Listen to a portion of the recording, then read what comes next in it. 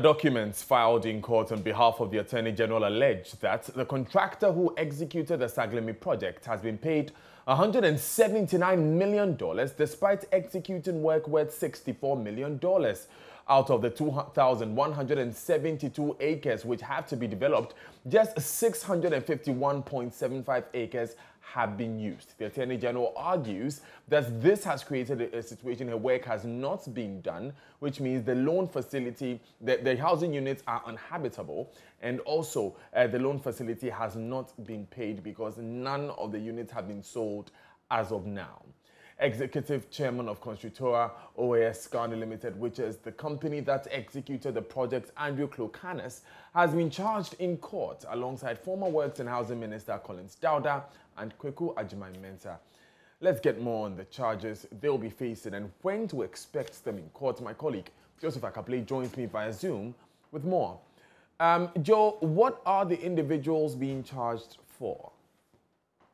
And so first, you mentioned Collins Dauda. He is a former Works and Housing Minister. There is also Kweku Agyeman-Mensah, who is also another former Works and Housing Minister. Then there is SAGLEMI Yakubu. He is a former Chief Director at the Ministry of Works and Housing. Then Andrew Clocanis, which you mentioned, he works with a company that executed the contract. Then there is Novi Tete Angelo. He is a consultant whose company were awarded various consultancy contracts relative to the execution of this particular project. And so those are the persons who have been charged in court. And I understand that there are some 52 charges. Give us an idea of what the major charges are.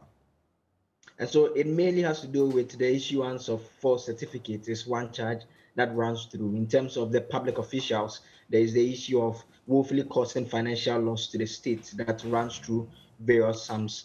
Then there is the bit about the misapplication of public funds or misuse of public property is also another offense that runs through. And so these are the offenses that have been leveled against the public officials. In terms of the private individuals, there is the bit about dishonestly causing a loss to the state and dishonestly receiving, among other charges that have also been leveled against them, Daniel. So when is this case expected to begin in court? A date has not been fixed yet, but there's one thing that we are monitoring closely. But in terms of other interesting portions of the charge sheet, and so the substantive issue against the public officials is the fact that sometime in 2012, the state went in for $200 million from an international credit agency. And this was money that was supposed to be used to construct 5,000 housing units. Now, we are told that when Mr. Dauda took over as the Works and Housing Minister, he reviewed the contract. And so he said what Parliament had approved was that $200 million for 5,000 housing units. The minister takes over, he's accused of having reviewed it down, was contrary to what Parliament approved, to now bring it to 1,500 housing units at the same cost of $200 million. We are told that the chief director later reviewed this downwards to 1,400, aside from the fact that they said without any basis, the contract sum all of a sudden reduced from $200 million to an amount of $181 million. Now, the AG says that as it stands now, the work should have been completed in 2017. We've not had the 5,000 units. We rather have just about 668 units that have been completed, which, as you indicated, he says are not habitable. And so what it means is that the $200 million that we took for the housing units that we're supposed to finish and sell and get money to be able to pay for it, we've not been able to do that. There's also the bit about a consultancy service contract that was awarded. We are told that this particular contract, under the execution of the master agreement, consultancy for the project was not supposed to exceed $5 million, but we are looking at figures in the region of $13 million. In some instances, we are told that the same consultancy service was awarded 3 times on 2 occasions to the same company, and on 1 occasion, it was shared between AESL and another company that also executed it. And we are told that all these are part of the reasons why the state and the AG, for that matter, believes that a loss was occasioned. Which company is this? This company that was awarded the contracts twice? And so there is a VHM and RSM. And so the thing about a VHM and RSM was that the majority shareholder in RSM is also the person who is a director at VHM. And so we are told that it's the same individual. He is the Tete Angelo Novi, who is also being charged. And we are told that it's the same work that was given to AESL, that AESL decided to subcontract to VHM. is that same work that was handed to RSM on 2 occasions. And so the AG makes the point that this is work that they were required to, even if they were supposed to have done any work, they were required to show evidence of the work before payments were effected. That was not done. And so, as per the records that are available to the AG says, there's no evidence that work was done. The evidence indicates that it's the same work that was being done by AESL, which had subcontracted to VHM. And that work was extended from the period of 2013. And so the AG says within the same period that the contract was being awarded to RSM twice, the same contract that was being given to VHM, which had the RSM majority shareholders director, was being extended and no work was being done, yet the payments were effected for close to $13 million, even though the contract said that out of the $200 million, if you're going to pay for consultancy service, it shouldn't go beyond $5 million. In any case, have the defendants entered a response since these charges were leveled against them? Not yet. And so what mostly happens is that once the charges are filed, a date to be fixed for the arraignment. And when they show up in court for the arraignment, that is when the charges will be read against them. Then they'll be afforded the opportunity to respond to the charges leveled against each of them. And so we understand that they maintain that they did not commit any crime. And so those are matters that they'll put to the court once the case is called, when a date is fixed. So the date is yet to be fixed? That is so, Daniel.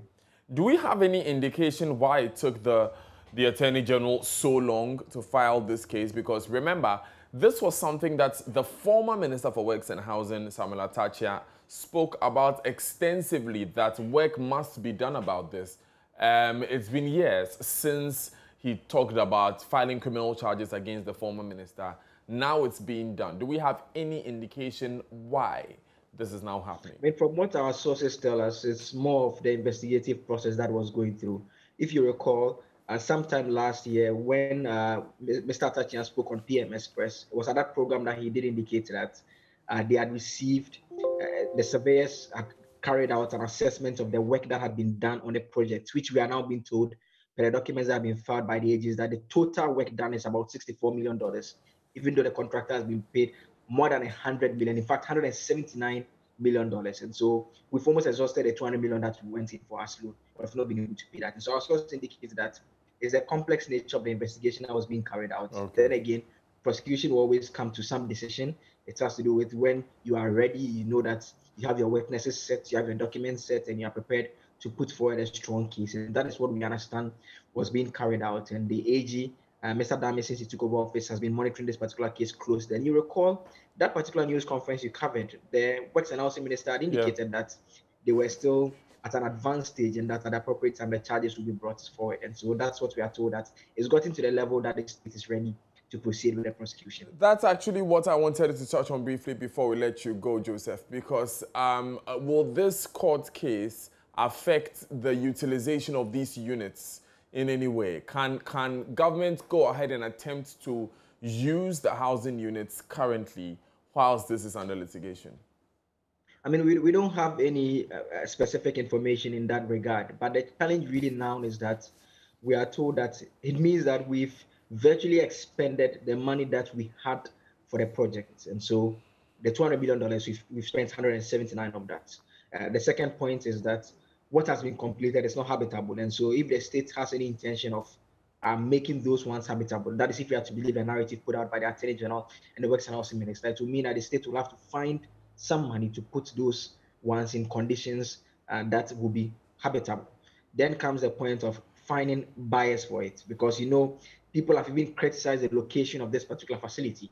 And so what we see really is a situation where the state will have to find money which may not be available at this point in time in this economy that we find ourselves in. And so that is quite a hurdle that the state is confronted with. And I mean, the earlier we find some means of dealing with that, the better, because the experts have indicated that as it stands, the facility is still wasting away. And it's a beautiful facility, at least on the outside, from what we've seen, and some of the shots that we have from the inside. It looks like if we're able to put some touches to it, we should be able to complete and make it habitable. And so for now, what we know for a fact is that the state is pursuing the prosecution of the individuals who have been charged. And what ends in some of these instances that if the state is able to secure favorable judgment, it's able to do recoveries in some cases. And so if you're able to recover some of those sums, those are money that could be put to good use, because as it stands now, we owe $200 million anyways. Thank you very much, Joseph Akable, for that detailed analysis of this particular case. Now, as you heard Joseph say a couple of months ago, JoyNews visited the project and we observed some of these beautiful fittings and structures that Joseph referred to. Watch this. Cow dung littered on the dirty tarred roads is the first thing you see upon entering the abandoned site project, which sits on a 300-acre land. It's fast becoming a grazing field for cattle who feed on the weeds growing within the median of the buildings and its surroundings. Street lights, yet to be connected to the national grid, have been mounted in front of the buildings, and the drainage system is visible in between the tarred rows. The housing project comes in two categories: a two-story building with 9 apartments each and another 2-bedroom self-contained apartment. The cream and ash painting on the buildings were fading, perhaps due to being exposed to the vagaries of the weather. Now, let's quickly take a scan and go through some of the houses or the rooms to understand what you have there. I'm talking about the apartment. So, first of all, of course, you see the 2-story building, as I mentioned. Now, if you look at my right, for example, this is where it was expected that it would have the meters. And so each room or each apartment would be connected to a meter, which is going to give them electricity as well. Now, to my immediate left is the one of the apartment. And so I walk in, the doors are firmly fixed doors. Of course, you could see that there is a security door because you could see from the inside who is knocking at your door. You also have your light knob as well. Now, if you look here, these are it's a tiled floor, actually, I should say. It's a tiled floor, fully tiled floor. We have all the connections with regards to electricity. And of course, you could see some of them having the bulbs as well here. And so this presumably is expected to be the hall of this particular apartment. And I get a sense that it's a 2-bedroom apartment. And so if you move away from the hall, to my immediate right is another bedroom. It appears to be that it has also been completed as well. But the only difference is that the place has been abandoned, but of course you can see some weeds here and there, and because it's been raining and they haven't access to the room, the floor is a bit kind of muddy, untidy. That is the situation here at the SAGLEMI Housing Project. Now let me take you to the washroom as well. Now if you come to the washroom, this is expected to be the toilet room where of course you want to discharge your human waste. Here you have a sink here that is equally furnished. They have the lamp holder for the bulbs as well. The doors fully, installed here at the washroom, I should say. Now, shortly when you move from there, you come to the bathroom. That is where you have to take your bath after a long day activity, or perhaps this is where you have to be. And so look at the state. Very untidy. The place is in a mess, I should say.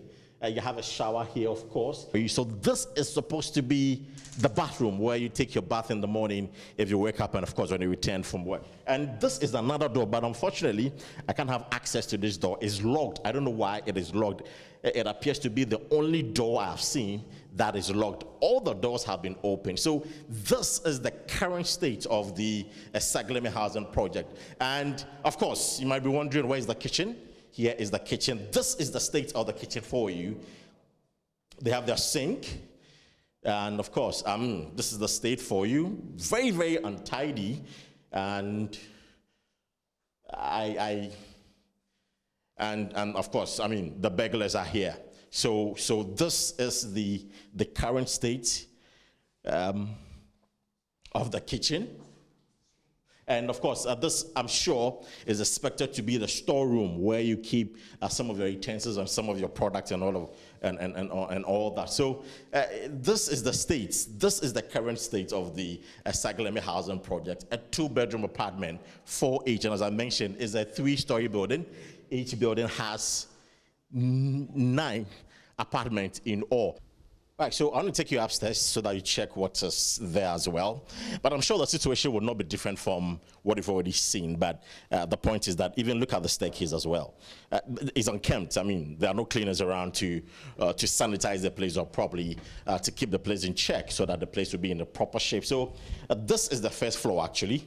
And to my immediate left, that's where you have a better appreciation of the doors. And these are the doors that have been fixed with almost all the houses here, or all the apartments, as we say, here. Now, here is another apartment. Now, let me enter. Of course, there's nobody in, so I cannot knock. I easily have access to the place. So this appears to be a single room self-contained. And so, of course, it's expected that here will be probably your hall and kitchen.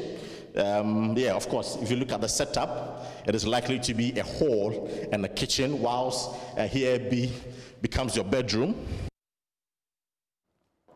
So that's the latest, well, that's the report that we brought from SAGLEMI, the housing project at the time. And the news is that government has taken the former Works and Housing Minister to court. In fact, the former ministers of Works and Housing to court, including the chairman of the contractors and, of course, the consultant as well.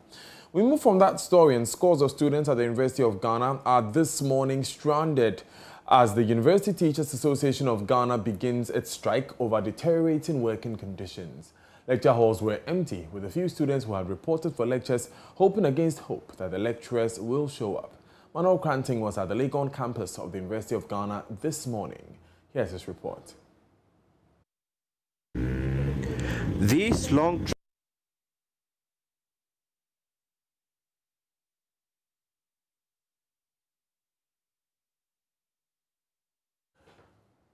We will bring you that story later in the bulletin. This is JoyNews Desk with me, Daniel Dazi. Now, we know that the University Teachers Association of Ghana last week put out a statement that they will embark on strike this morning, starting from this morning, over the salaries that were negotiated way back in 2012 under the former President Mills. Now, they say they are supposed to receive more than $2,000 every month, but currently they are receiving just about $900 every month. And so they are demanding that their salaries increase with immediate effect, and government comes to the table with them. We'll get more on that story right after this.